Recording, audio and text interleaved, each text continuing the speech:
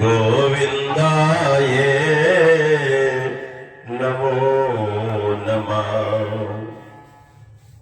कृष्णाय वासुदेवाय। ये कृष्ण आप वसुदेव के पुत्र हैं, देव के नंदन है, नंद नंदन है। हे गोविंद, मैं आपको प्रणाम करती हूँ।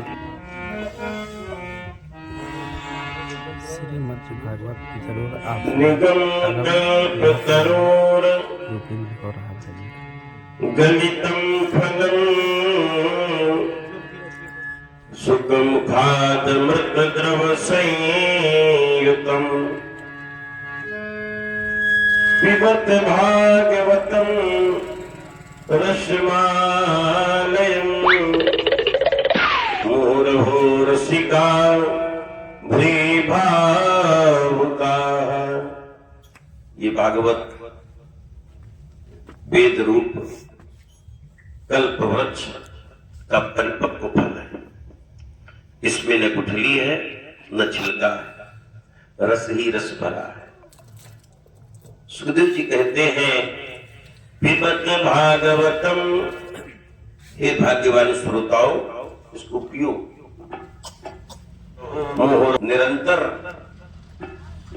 अब बोले महाराज फल तो खाया जाता है, पीने की बात कह रहे हैं।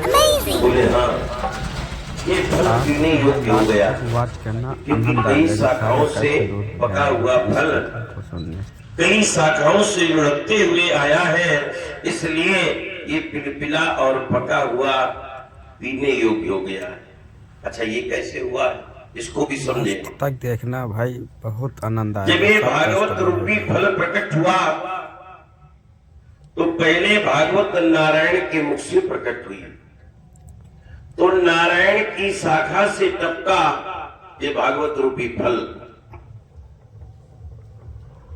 तो ब्रह्मा की शाखा में अटका, क्योंकि नारायण भगवान ने ब्रह्मा जी को सुनाया।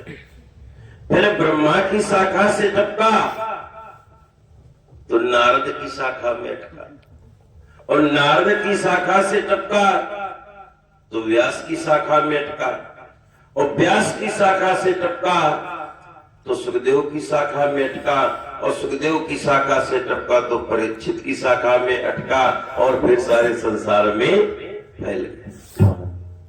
कहने का अर्थ है नारायण भगवान ने ब्रह्मा जी को सुनाया, और ब्रह्मा जी ने नारद जी को सुनाया, नारद जी ने व्यास जी को सुनाया, और व्यास जी ने सुखदेव जी को बताया, सुखदेव जी ने परीक्षित जी को सुनाया, और फिर ये सारे संसार में व्याप्त हो गया।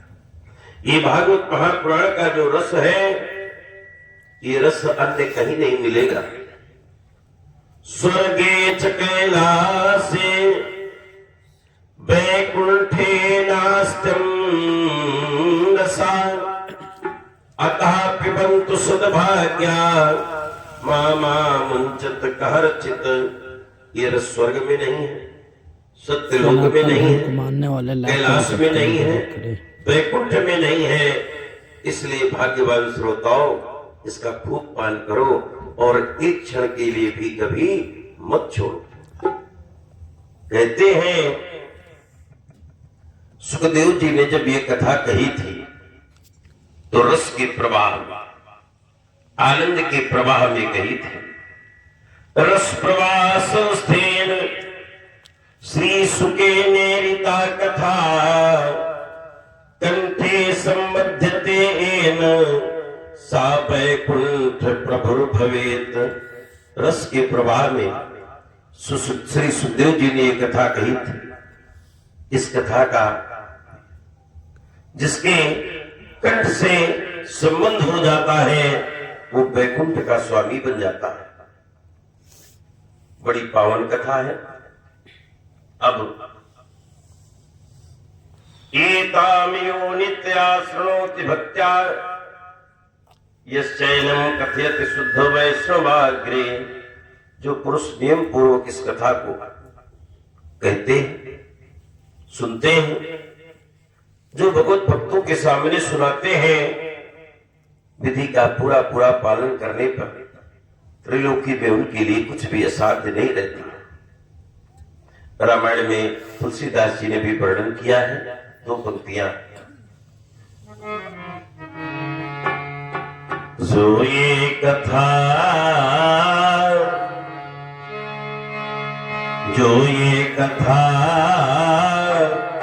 सुनहि जे गावै, सुख संपत्ति नाना विधि पावै।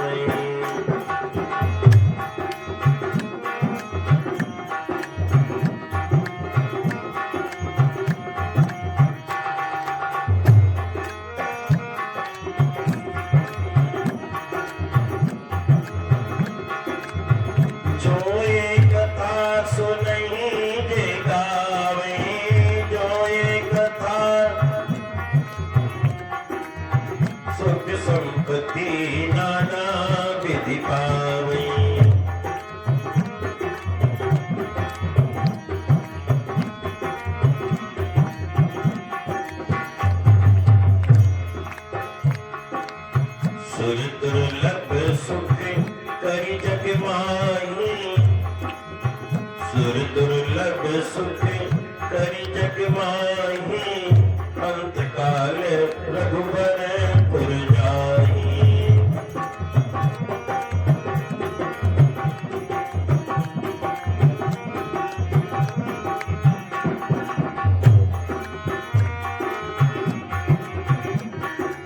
अंतकाल में देवताओं को दुर्लभ है ऐसे सुख प्राप्त करके अंत में भगवान की परम धाम को जाते हैं। अब मंगलाचरण करके इतना तो भागवत जी के महात्म्य को बताया। अब कथा आरंभ करते हैं और मंगलाचरण करके कथा आरंभ करते हैं। देखो मंगलाचरण क्या है? रामायण का मंगलाचरण है मंगल भवन मंगलहारी, द्रवहु दशरथ अजिर बिहारी। भागवत जी का मंगलाचरण मंगल भवन अमंगल दमनु, गोपी पति वृंदावन रवन। अब जो व्यास जी ने भागवत महापुराण में मंगलाचरण किया है वो इस प्रकार है। जन्मादस्य ये तो अन्न दितरत सारथे सुविज्ञासुराट, तेने ब्रह्म हृदय आदि कवे, मुहंते त्रिसूर्या। तेजो वारी मृदा मिथा विनमयो, यत्र सर्गो अमखा धामना स्वयं सदा, निरस्त कुहुकम सत्यम परम धीमहि। जन्मादस जिनका आदि नहीं, जन्म नहीं, भगवान ही तो है, न जिनका जन्म है न जिनका आदि है। वो तो लीला के क्रम में उत्पन्न होते हैं और अपने लीला विहार को संपन्न करते हैं। ऐसे पहले भगवान ने व्यास जी ने जब वंदना की तो भगवान की वंदना 3 रूपों में की, सत्य चित्त आनंद। और मंगलाचरण के प्रथम श्लोक में केवल सत्य स्वरूप भगवान की वंदना करते हैं कि परमात्मा का स्वरूप सत्य है। अच्छा ये तो सत्य है कि नारायण ही सत्य है और सत्य ही नारायण। एक छोटा सा प्रसंग है आपको सुनाऊं। एक राजा थे जिनका नाम था सत्यव्रत। अपने महल में सो रहे थे, अचानक राजा की निद्रा खुली तो उन्होंने देखा कि उनके महल से एक स्त्री जा रही है। राजा ने पूछा तुम कौन हो? उसने कहा मैं लक्ष्मी। क्यों जा रही?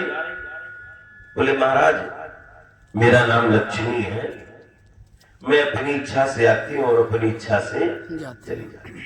अच्छा लक्ष्मी को कोई रोक भी नहीं पाया आज तक। लक्ष्मी अपनी इच्छा से आवे और अपनी इच्छा से चली जाए। राजा ने उसे जाने दिया। थोड़ी देर के बाद देखा तो एक पुरुष फिर जाने लगा। बोले तुम कौन हो? उसने कहा मैं धर्म हूं। तुम क्यों जा रहे हो? बोले महाराज जब आपके यहाँ लक्ष्मी नहीं है तो मैं रह के क्या करूंगा, क्योंकि बिना लक्ष्मी के धर्म संभव, अब बिना लक्ष्मी के कहीं धर्म हो सकता है? कदापि नहीं हो सकता। अगर कोई पूजा भी करनी है तो अगरबत्ती के लिए पैसे चाहिए, बिना लक्ष्मी के धर्म होना नहीं। तो राजा ने कहा जाओ, जाने दिया। किंतु थोड़ी देर के बाद फिर एक घटना घटी। एक पुरुष फिर